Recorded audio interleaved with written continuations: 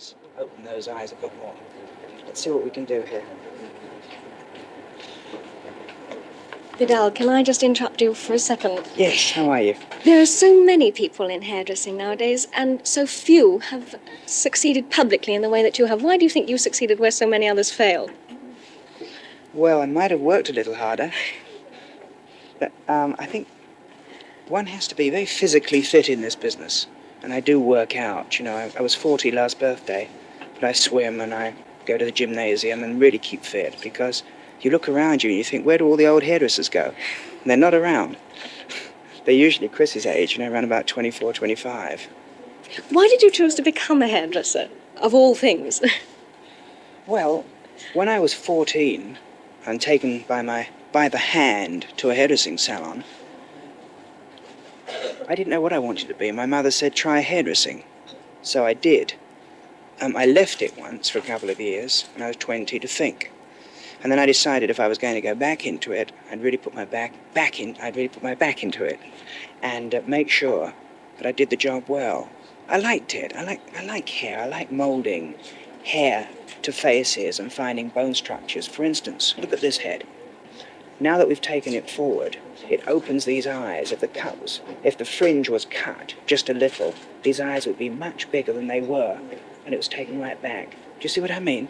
And it's wonderful to sort of get the different expressions in faces and working hair, cutting hair to bones, the cheekbones and the jawbones and getting angles. This is all marvelous, and I find it fascinating. In a way, it's a feeling of design. It's a thing I do best, and I like it. On the whole, don't you think, though, that hairdressing's getting a bit out of hand, to start with, as far as price is concerned? Hey, Chris, can I answer that in a second?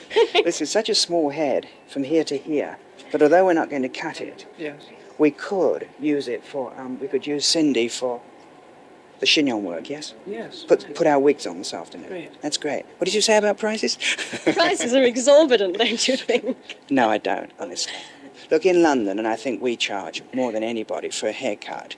We charge £111.6 for a haircut, which takes a half an hour to do, which isn't exorbitant because very often the client doesn't have to come back during the whole month. You know, she has the haircut, and if it's a good haircut, she can do what she likes with it for a month. So you work that out weekly. It's less than 10 shillings a week. Well, what about the styles? You know, I mean, going back to the 20s and so on there, I think some of these styles are quite hideous. Isn't this cheating a bit, not to come up with something really original?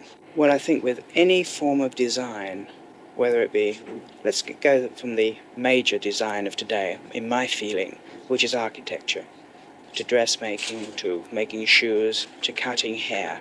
There can only be one revolution, which comes every now and again, and I think we were involved in that revolution, which was the geometric cutting. And even with the curly hair of today, the system of cutting is still used.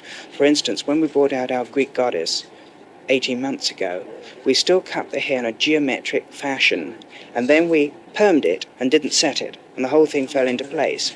Again, basically a haircut. It's a very difficult one because I don't want to blow my own trumpet.